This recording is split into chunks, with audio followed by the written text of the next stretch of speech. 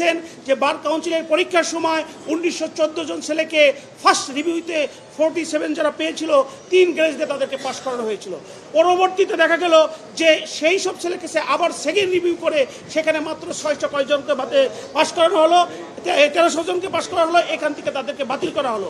সেই বিষয়টা নিয়ে সেই পিটিশনাররা এই কোর্টে এসেছিলেন এবং এই মহামান্য কোর্টের যারা সিনিয়র আইনজীবী প্র্যাকটিস করেন তারা অত্যন্ত উদারভাবে মহামান্য আদালতকে হেল্প করার জন্য প্রায় 2 মাস যাবত এই বিষয়টা হিয়ারিং হয়েছে।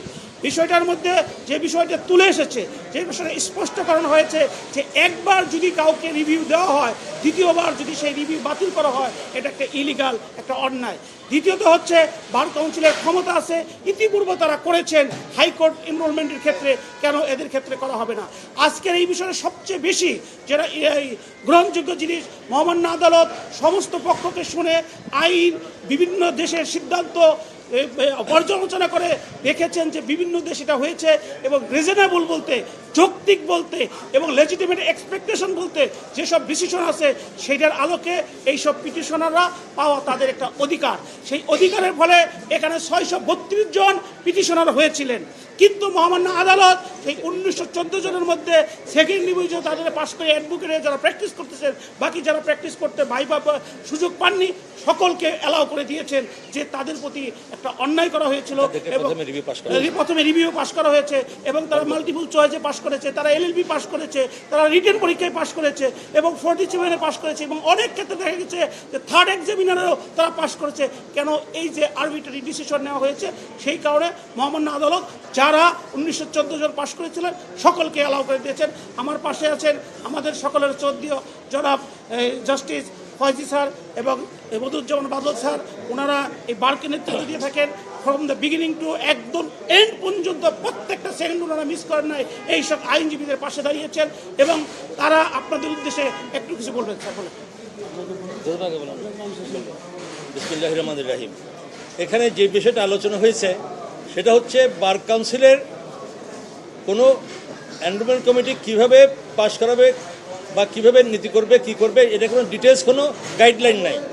সেখানে আমাদের সাবমিশনের শোনার পর কোর্ট এই অভিমত ব্যক্ত করেছেন, যখন কোনো অথরিটি থেকে কোনো ক্ষমতা দেওয়া হয় সেটা যখন একবার রিজনেবলি যুক্তিসঙ্গতভাবে তারা কোনো সিদ্ধান্ত নেয় ছাত্রদের পরীক্ষার ব্যাপারে, আবার সেটা বাইরের অন্য কারো স্লোগান, কোনো চাপে সেটা পুনরায় আবার নতুন করে খাতা কাটার জন্য পাঠিয়ে দিয়ে সেটাকে বাতিল করা যায় না। কারণ যেটা একবার, এবং যারা এই রিএক্সামিনেশন চায় নাই, এই আমাদের পিটিশনাররা 640 জন সহ 1940 জন, ওরা তো রিভিউতে পাস করে গেছে, তারা তো পুনঃপরীক্ষণ চায় নাই। যারা পুনঃপরীক্ষণ চেয়েছে তাদেরকে পুনঃপরীক্ষণ করার সুযোগ দেওয়া যেতে পারত এবং দেওয়া হয়েছে, কিন্তু আমরা যারা পুনঃপরীক্ষণ চাই না, আমাদের এই ছাত্ররা, তাদেরটা কেন খাতা আবার পুনঃপরীক্ষণ পাঠানো হোক, তাদের রেজাল্ট দিয়ে পাস করে দেওয়া হয়েছে। এইখানে বলেছে যে একটা কর্তৃপক্ষ রিজনেবলনেসের সাথে যুক্তিসঙ্গতভাবে তাদেরকে যে ডিসক্রিশনারি ক্ষমতা, অবাধ ক্ষমতা দেওয়া হয়েছে সেটা তারা ব্যবহার করবেন যুক্তিসঙ্গতভাবে, যা যে কোনো সাধারণ মানুষ যুক্তিসঙ্গতভাবে যুক্তিসঙ্গত মনে করে।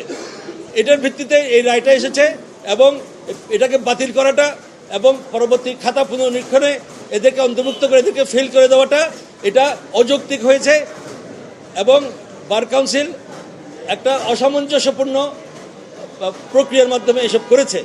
সুতরাং সেজন্য বার কাউন্সিল যে ছাত্রদের এই যে যারা 3 নম্বর গ্রেস পেয়ে 50 পেয়ে যারা পাস ডিক্লেয়ার করা হয়েছিল, তাদের রেজাল্ট যে পরে বাহ্যিক চাপে বাতিল করা হয়েছে, সেটাকে কোর্ট বাতিল করে দিয়ে তাদেরকে যে প্রথম রেজাল্টে পাস করানো হয়েছিল সেই রেজাল্টটাকে তারা গ্রহণ করেছেন এবং তুলে ধরেছেন এবং সেটাকে আইনি বলে ডিক্লেয়ার করেছেন এবং পরেরটাকে বেআইনি ডিক্লেয়ার করেছেন তাদের ক্ষেত্রে।